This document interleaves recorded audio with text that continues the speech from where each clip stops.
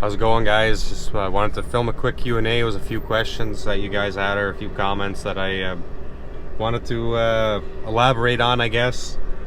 So, just by the silage pile here. So we finished the fields that were ready here probably 3 days ago, 3 or maybe 4 days ago already. So it's about half of that white. We need to fold back again once we get going, and then we'll take this yellow off. The yellow is just too short to get everything covered. We don't really like to leave the pile open for longer than a day or two. So we knew it was going to take probably 4 or 5 days to get that earlage done, so we put these two pieces on. Sounds like they're going to do some earlage today.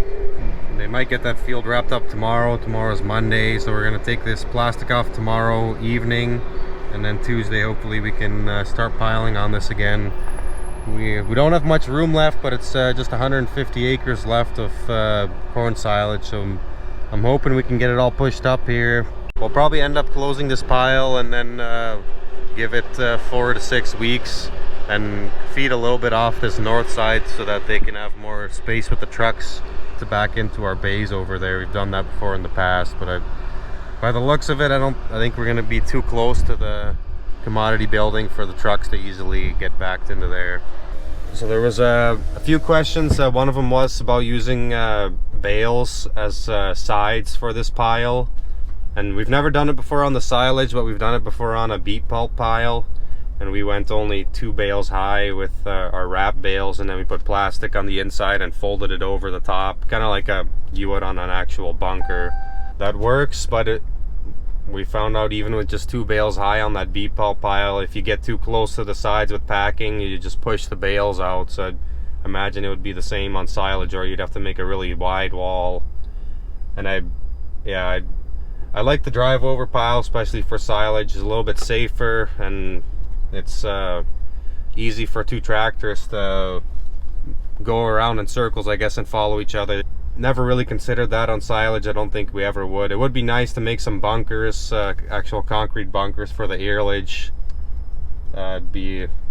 That's kind of my plan, I guess, for the future, to get the earlage in bunkers, and then we can use the whole concrete slab for silage. We can make a wider pile yet than what it is now.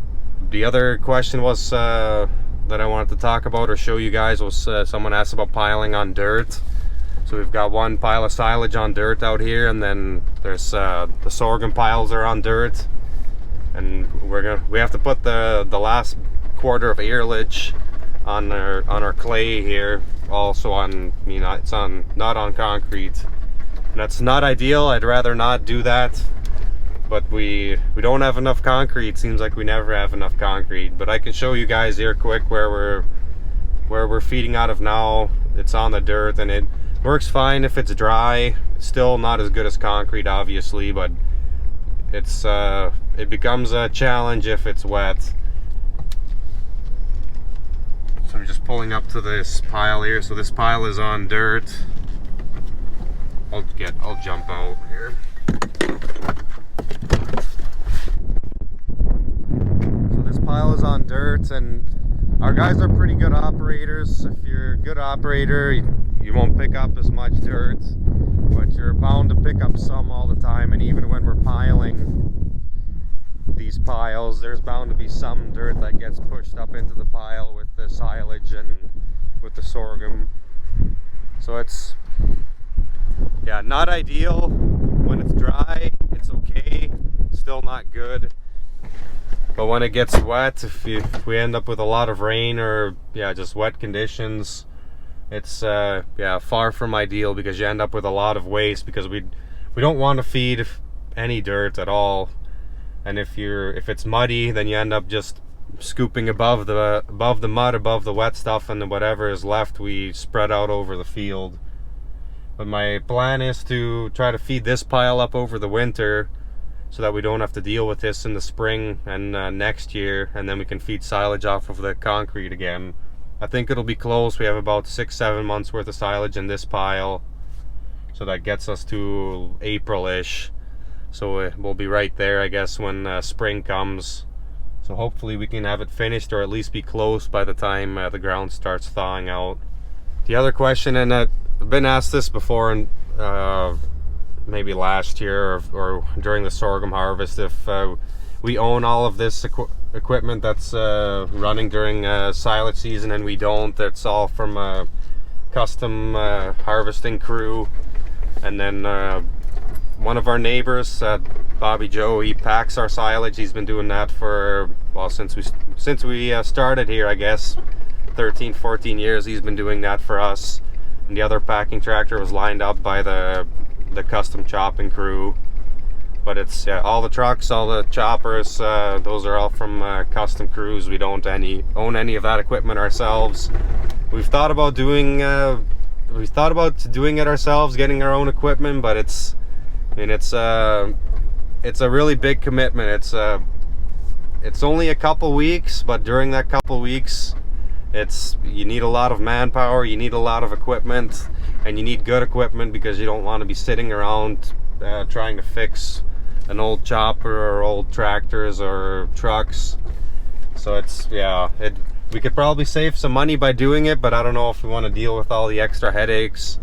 Now we typically I pick a date about 4 to 6 weeks before we want to start. I call Jason, I tell him I want to plan for this day.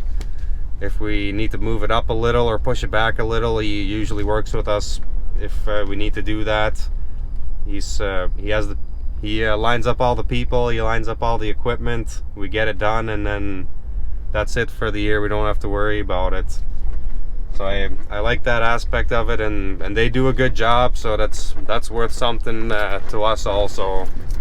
But yeah, that's why we don't do it ourselves, and we have considered it, but never really seriously considered it, I guess. The last question that I wanted to address was one of you guys asked about inoculant.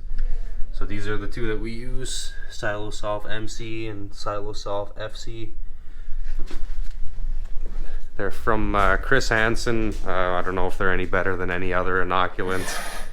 The FC is supposed to be a little bit better. Has a different bacteria, I think, than the MC does, or multiple bacteria. But basically what inoculant does is it helps improve nutrient retention in the pile. It improves fermentation, and it improves the stability of the pile, so it doesn't spoil, or helps keep it from spoiling, I guess. And the way they apply that's a powder in those bottles. They mix that in with water, and there's a